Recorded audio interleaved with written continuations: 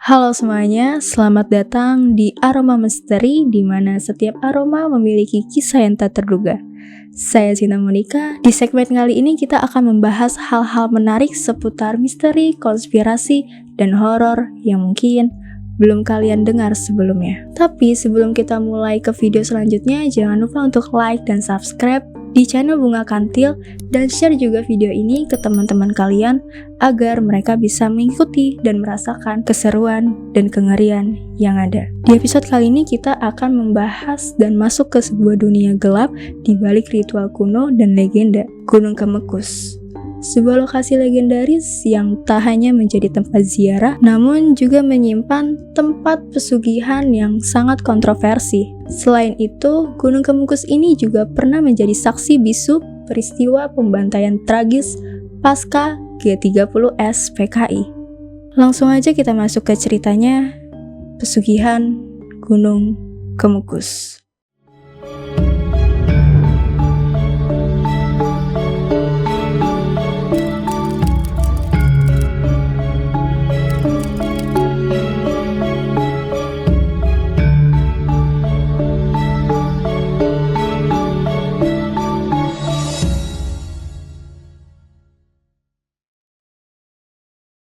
Gunung Kemekus ini terletak di Desa Pendam, Kecamatan Miri, Kabupaten Sragen. Gunung Kemekus ini terkenal dengan mitos dari seorang pangeran yang berasal dari kerajaan Majapahit yang bernama Pangeran Samudro pada masa runtuhnya di tahun 1478 yang akhirnya menjadi Kerajaan Demak. Konon katanya di puncak Gunung Kemekus ini terdapat makamnya Pangeran Samudro dan kekasihnya yang bernama Nyai Ontrowulan yang merupakan ibu tirinya juga, serta 7 pengiringnya dan kudanya yang dianggap keramat. Pangeran Samudro sendiri ini juga dikenal dari berbagai sejarah dan mitos Jawa. Namun, dalam konteks Gunung Kemekus, ia dikenal sebagai cara praktik spiritualnya dan praktik ziarah yang dilakukan di sana. Pangeran Samudro ini merupakan putra dari Prabu Brawijaya V yang merupakan raja terakhir dari kerajaan Majapahit dengan seorang ibu selir. Situasi Pangeran Samudro pada saat itu merupakan masa-masa melemahnya kerajaan-kerajaan Hindu seiring menguatnya pengaruh kerajaan Islam, terutama Kesultanan Demak. Kesultanan Demak ini didirikan oleh Raden Patah atau yang bisa kita kenal yaitu Pangeran Jimbun yang merupakan putra mahkota dari Prabu Brawijaya V. Yang berarti Raden Patah dan Pangeran Samudro ini juga memiliki hubungan kekeluargaan. Pada masa runtuhnya kerajaan Majapahit, Pangeran Samudro ini tidak seperti keluarga atau kerabat yang lainnya yang memilih untuk kabur. Pada masa kerajaan Majapahit runtuh, Pangeran Samudro ini tidak seperti keluarga atau kerabat yang lainnya yang memilih untuk kabur, melainkan ia memutuskan untuk tinggal di Demak dan memperdalam agama Islam kepada Sunan Kalijaga dan ditemani oleh ibu tirinya yang bernama Nyai Ontrowulan. Kisah Pangeran Samudro dan perjalanan ke Kemekus memiliki beragam versi cerita yang menarik. Beberapa cerita menyebutkan bahwa Pangeran Samudro ini pergi ke Gunung Kemekus hanya untuk mengembara dan memperdalam agama Islam. Sementara yang lain bilang mengisahkan bahwa ia diusir karena memiliki hubungan dengan ibu tirinya sendiri. Kami tidak dapat memastikan versi mana nih yang lebih akurat, tetapi kami berusaha merangkum berbagai versi cerita untuk memberikan informasi yang paling mendalam dan menarik. Jadi, bagaimana nih Pangeran Samudro bisa sampai ke Gunung Kemekus? Mari kita simak. Versi pertama. Seperti yang kita sebutkan tadi, bahwa dirumorkan Pangeran Samudro ini memiliki hubungan terlarangnya dengan ibu tirinya sendiri yang bernama Nyai Ontrowulan. Dan hal ini yang menyebabkan dirinya diusir dari kerajaannya. Agar hubungan ini tuh tidak dilanjutkan dan tidak diketahui oleh masyarakat kerajaan. Setelah diusir, Pangeran Samudro dan Nyai Ontrowulan akhirnya mengembara dan sampai di Gunung Kemekus, di mana akhirnya mereka meninggal dunia dan dimakamkan di sana. Setiap Jumat Pon dan Jumat Kliwon, makam mereka ini tuh ramai dikunjungi ribuan peziarah yang datang untuk ngalap berkah. Namun, dari versi cerita ini muncullah mitos atau minkonsepsi di masyarakat bahwa untuk mendapatkan berkah, peziarah ini tuh harus melakukan hubungan seksual dengan lawan jenis yang bukan pasangan mereka. Sehingga banyak peziarah datang untuk berzina dengan pelacur di sana karena yakin nih mereka tuh bakal mendapatkan kemakmuran dan kekayaan. Mitos ini tuh didasarkan pada kisah asmara Pangeran Samudro dengan ibu tirinya. Dan tentunya hal ini tuh mencoreng citra dari Gunung Kemekus itu sendiri. Lalu versi kedua tentang bagaimana nih Pangeran Samudro bisa nyampe ke Gunung Kemekus itu karena Sunan Kalijaga yang dimana adalah guru spiritual dari Pangeran Samudro ini mengutusnya untuk mengembara ke arah selatan menuju Gunung Lawu.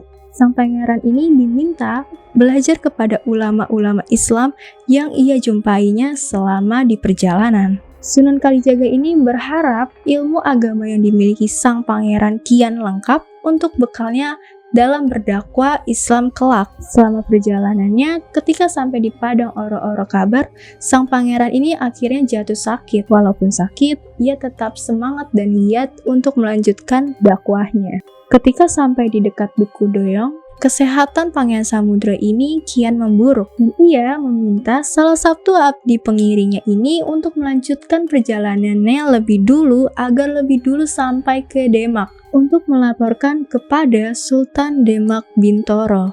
Sesampainya di Demak, sang abdi melaporkan kepada Sultan bahwa mungkin Pangeran Samudro ini sudah tidak dapat lagi sampai ke Demak karena sakit. Dan Sultan Demak ini memerintahkan jika akhirnya sang pangeran wafat agar dimakamkan di sebuah bukit yang agak lebih jauh dari lokasi di mana ia meninggal. Lalu sang abdi pun kembali menemui pangerannya. Namun sesampainya di tempat Pangeran Samudro, sang pangeran telah wafat.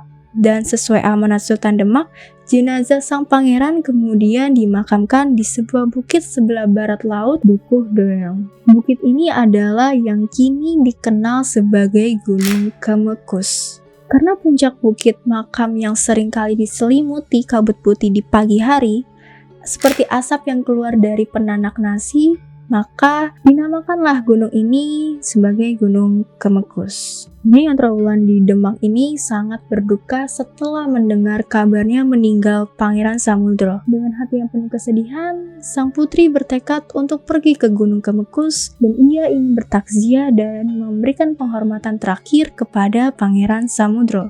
Sesampainya di Gunung Kemekus, Nyai Ontrowulan ini memeluk pusara Pangeran Samudro, enggan melepaskannya selama beberapa waktu. Akhirnya, setelah momen yang penuh emosi itu, sang putri tersadar dan mengikhlaskan kepergian Pangeran Samudro kepada sang kholik. Dalam suasana berduka, Nyai Ontrowulan menuju ke sebuah sendang untuk mengambil air dan bersuci. Ia kemudian menenangkan batinnya dan berdoa kepada Allah Subhanahu wa Ta'ala. Setelah menerima petunjuk, sang putri pun memutuskan untuk tinggal di Gunung Kemekus hingga akhir hayatnya. Mata air tempat ia bersuci kini dikenal sebagai Sendang Ontrowulan.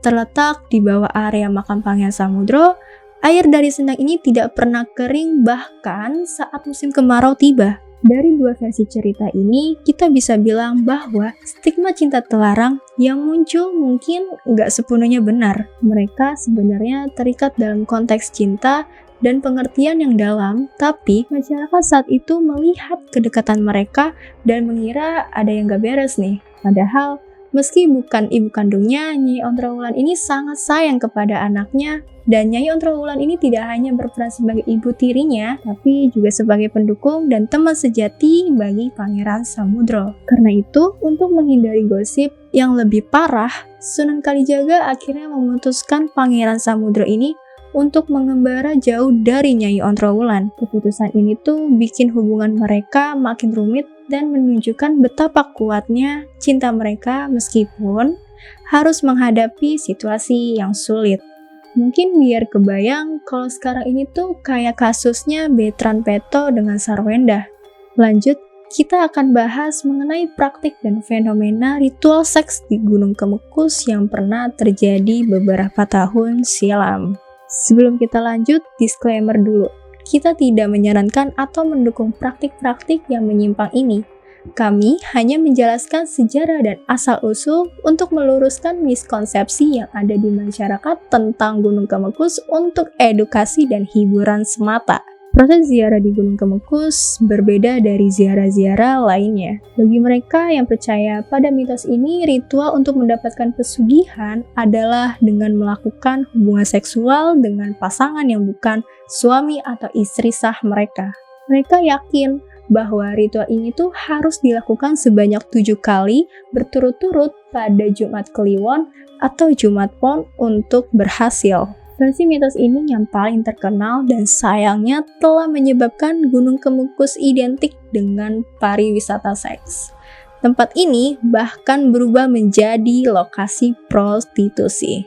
Ritual ini dikaitkan dengan sebuah kalimat yang konon diucapkan oleh Pangeran Samudro sebelum ia meninggal. Barang siapa yang berhasrat atau punya tujuan untuk hal yang dihendaki, maka untuk mencapainya harus dengan kesungguhan hati yang suci dan fokus pada tujuan seperti seorang yang menuju ke tempat yang ia cintai. Kata demenan ini dalam bahasa Jawa diartikan sebagai kekasih atau pasangan lain yang kemudian dijadikan landasan bagi ritual seks. Banyak yang meyakini bahwa praktik ini berasal dari kepercayaan pra-Islam, khususnya Hindu Saiwa yang memuja Dewa Siwa. Namun, kini Gunung Kemekus sudah direnovasi oleh pemerintah Kabupaten Sragen untuk merubah pandangan masyarakat tentang Gunung Kemekus ini dan menjadikannya tempat ziarah spiritual yang sakral dan jauh dari nilai-nilai asusila.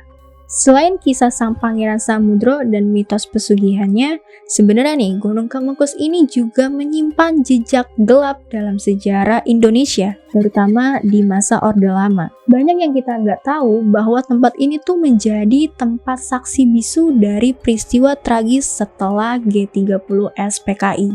Di masa itu, Sragen, seperti banyak wilayah lain di Jawa Tengah, mengalami ketegangan yang sangat tinggi antara sekelompokan santri NU dan simpatisan PKI. Gunung Kemekus ini menjadi salah satu tempat pelarian bagi para simpatisan PKI atau abangan yang dikejar-kejar oleh aparat dan kelompok-kelompok Islam.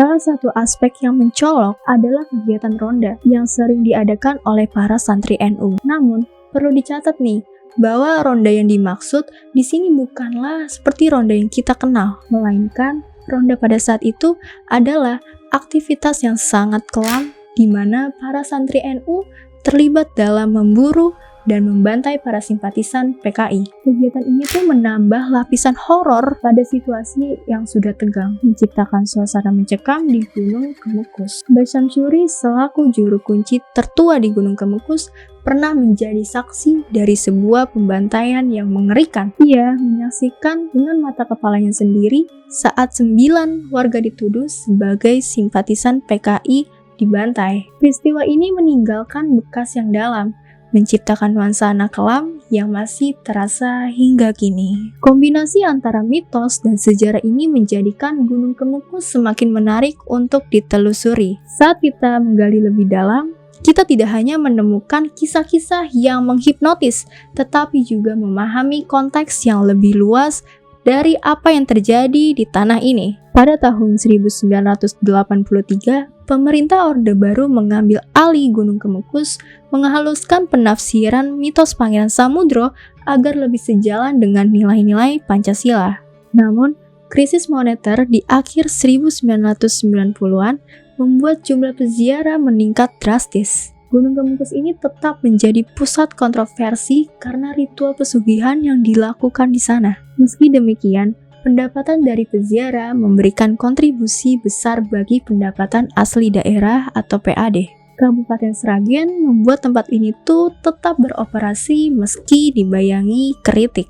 Untuk saat ini, pemerintah daerah Kabupaten Sragen telah melakukan berbagai upaya untuk mengatasi masalah ini. Mereka fokus menghilangkan citra buruk dan miskonsepsi terkait praktik-praktik pesugihan yang tidak sesuai dengan norma agama dan sosial. Langkah-langkah revitalisasi, perbaikan infrastruktur, serta kerjasama dengan tokoh agama lokal telah dilakukan agar tempat ini tuh kembali menjadi status ziarah yang lebih religius dan menghormati nilai-nilai sosial. Jadi itu dia pembahasan kali ini tentang pesugihan Kemukus dan sejarahnya.